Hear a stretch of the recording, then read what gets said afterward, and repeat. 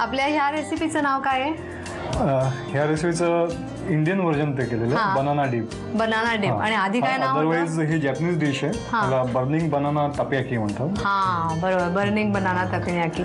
ठीक आहे, मग हे आपण बनाना डीप बनवूया. पण त्याआधी साहित्य सांगा ह्याच्यासाठी. ह्यात पिकलेली केळी लागतात, मध, पिठी साखर आणि साजूक तूप.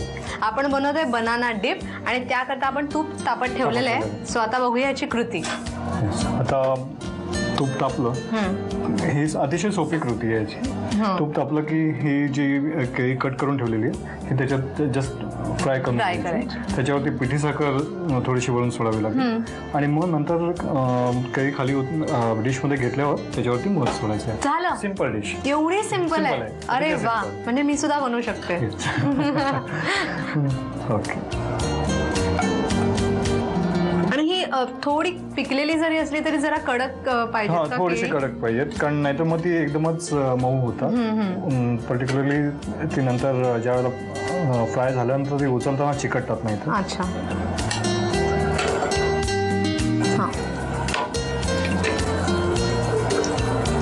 आणि आधी डीप फ्राय नाही करत होता, नुसती चुरचुरीत करून घेतोय.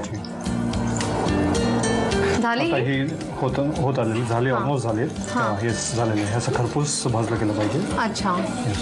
आता हे आपण डिशमध्ये काढून घ्यायचं. ठीक आहे, मग आपण डिशमध्ये काढून घेऊया. त्या अगोदर याच्यावरती थोडी पिठी साखर टाकायची. हो, ह्याच्यामध्येच टाकायची. हाताने टाकायची असेल तरी चालेल. तरी चालू शकतो. पिठी साखरची नेहमीच आवश्यकता पडेल असं नाही, कारण कधी कधी केळ्याची गोडी जर कमी असेल तर मग पिठी साखर टाकली. बरोबर.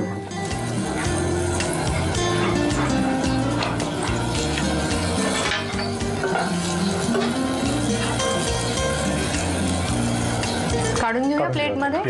ठीक आहे, आता काय करायचं? आता ह्याच्यावरती मध आपण सोडायचं. खायला तयार.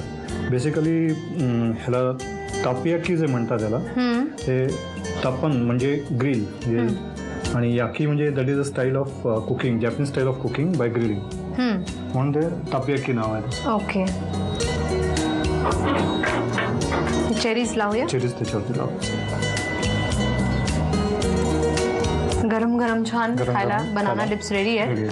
खूप छान अशी तोंडाला पाणी सुटते अशी रेसिपी रेडी आहे इथे. तुम्ही ह्याची पटकन साहित्य आणि कृती लिहून घ्या. बनाना डीप बनवण्यासाठी लागणारे साहित्य: पिकलेल्या केळ्याचे तुकडे, मध, पिठी साखर, चेरीज आणि साजूक तूप. कृती: पॅन मध्ये साजूक तूप गरम करून त्यामध्ये पिकलेल्या केळ्याचे तुकडे परतून घ्यावेत. त्यावर पिठी साखर घालून व्यवस्थित भाजून घ्यावेत. सर्व्ह करताना या तुकड्यांवर मध आणि चेरीज घालाव्यात.